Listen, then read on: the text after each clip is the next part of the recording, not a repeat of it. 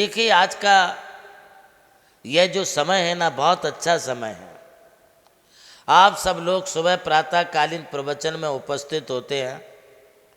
ये प्रातःकालीन का जो समय है ये बहुत अच्छा समय है। इसे और भी यदि थोड़ा सा जल्दी कर लिया जाए, आप मंदिर जाओ, पूजा पाठ करो, स्वाध्याय करो, प्रवचन सुनो। जितना जल्दी करेंगे उतना अच्छा, मतलब ब्रह्म मुहूर्त में करने की कोशिश करें। मंदिर के कपाट आप खुद खोलें। जो सबसे पहले मंदिर का कपाट खोलता है, मंदिर के प्रभु का सबसे पहले दर्शन लेता है, वो सबसे बड़ा भाग्यशाली माना जाता है। ब्रह्म मुहूर्त में उठने की कोशिश करें। उस समय प्रकृति का वातावरण अत्यंत शांत होता है, चिड़ियाँ चहकने लगती हैं, मंद सुगंधित शीतल वायु बहती रहती है। अत्यंत शांत वातावरण में मन भी अत्यंत शांत होता है। आप खुले निरभ्र आकाश में प्रभु का ध्यान कर सकते हैं, प्रभु की भक्ति कर सकते हैं। यह बोलना गलत है कि ब्रह्म मुहूर्त में हम भगवान की पूजा कैसे करें, स्तोत्र स्तुति कैसे पढ़ें। अभी तो अंधेरा है। अंधेरा बाहर नहीं, जब तक तुम्हारे दिल में अंधेरा है, तुम्हारे मन में अंधेरा है, तब तक तुम्हारे लिए भक्ति सूझ ही नहीं सकती है। क्या आपको ये बात मालूम नहीं है कि जब मानतुंगाचार्य ने जेल में भक्तामर का पाठ किया, उस समय क्या दिन था? रात ही थी ना। जब वादिराज के लिए, आचार्य श्री कुमुद चंद्र आचार्य के लिए जब ये संदर्भ प्राप्त हुए, तब कोई दिन नहीं था, रात्रि का समय था। रात्रि के समय की गई भक्ति भी अनंत फल को प्रदान करती है। तो ये ब्रह्म मुहूर्त है। ज़्यादा से ज़्यादा आप ब्रह्म मुहूर्त में उठ कर के 9 बार नमोकार की जाप लेके अपने हाथों में कर दर्शनम, अपनी रेखाओं को आप देखें, रेखाओं को नहीं, आप अपने इस मुद्रा को इस तरीके से बना लें और उसे बना करके आप विचार करें कि ये 2 जो चंद्र रेखाएं अपने इसमें हैं वो सिद्ध शिला हैं। और उस शुद्ध शिला के ऊपर आपकी ये 4 अंगुली हैं।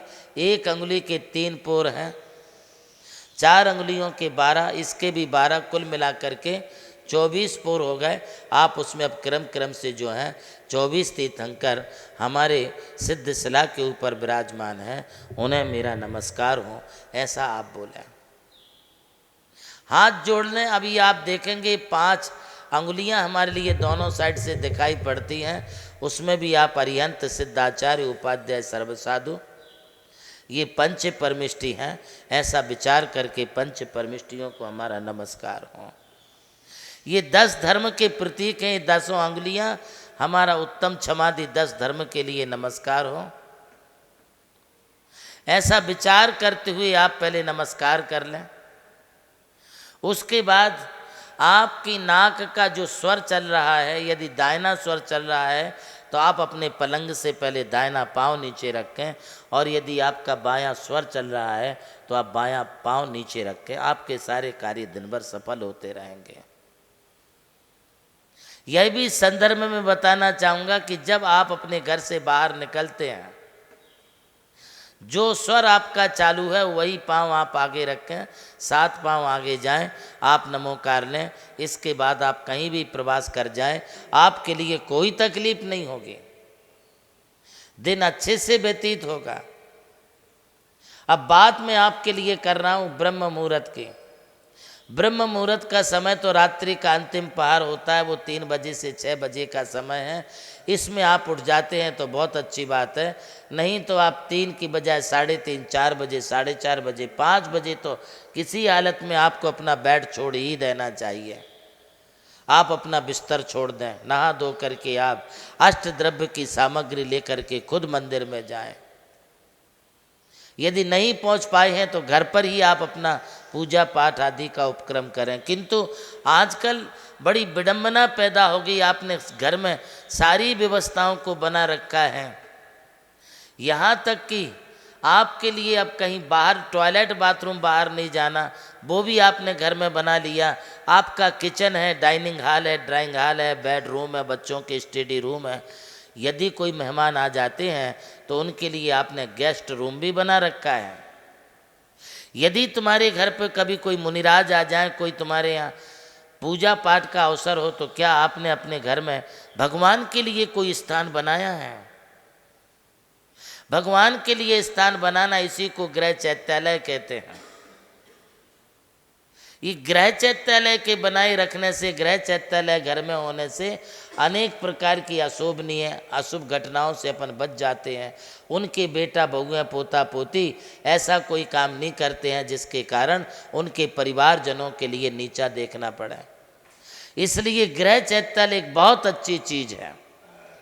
इसका शास्त्रों में उल्लेख है और उस उल्लेख के अनुसार अपने अपने गृह चैत्यालयों में आप रोज देव दर्शन, अभिषेक, पूजन आदि करें। यही तो प्रभु नाम है, यही प्रभु नाम की चाय है। आइए हम ध्यान की ओर आगे बढ़ें। पहले ध्यान के पहले ध्यान से हम भक्ति करें। इन्हीं शब्दों के साथ आज का उद्बोधन।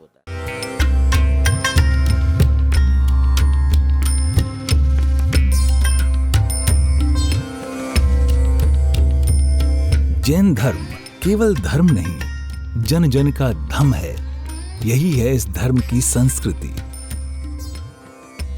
सन 2010 चातुर्मास के दौरान मांगी तुंगी और गजपंथा की तीर्थ यात्रा के बाद एक रात्रि गजपंथा की पहाड़ियों पर विश्राम करते समय आचार्य श्री देवनंदी जी महाराज को एक दिव्य स्वप्न प्राप्त हुआ।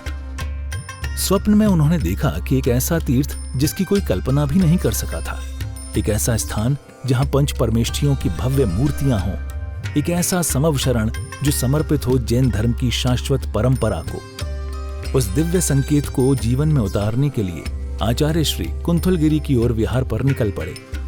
वहां एक श्रद्धालु ने अपनी भूमि पूज्य गुरुदेव को समर्पित की और यहीं से आरंभ हुई मुंबई आगरा हाईवे NH3 स्थित णमोकार तीर्थ के निर्माण की महायात्रा। ये वही भूमि है जिसे राम टेकड़ी कहा जाता है, जहां भगवान रामचंद्र जी ने 12 लाख वर्ष पूर्व तपस्या की थी। आज यही भूमि बन रही है जैन संस्कृति का जीवंत प्रतीक णमोकार महातीर्थ। यहां बन रही है 51 फीट ऊंची अरिहंत परमेष्ठी की मूर्ति, चारों दिशाओं में 31-31 फुट ऊंची अन्य परमेष्ठियों की मूर्तियां। कुल मिलाकर एक अद्वितीय समवशरण की रचना है जिसका वर्णन Guinness book of world record में दर्ज हो चुका है।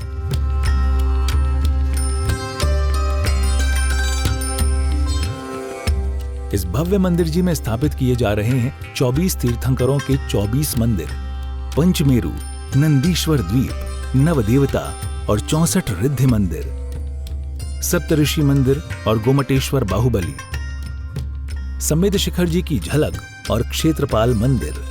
यहाँ पर अब तक 250 से अधिक कमरे निर्मित हो चुके हैं, जिनमें 75 साधु साध्वियों के लिए एवं यात्री निवास आधुनिक सुविधाओं से युक्त है। AC रूम, भोजनशाला, कैंटीन और विशाल गुरु मंदिर। णमोकार तीर्थ का भूमि पूजन 8 फरवरी 2014 को संपन्न किया गया था और आज लगभग 10 लाख स्क्वायर फीट से अधिक निर्माण पूर्ण हो चुका है और अब यह दिव्य तीर्थ अपने चरम आयोजन की ओर अग्रसर है।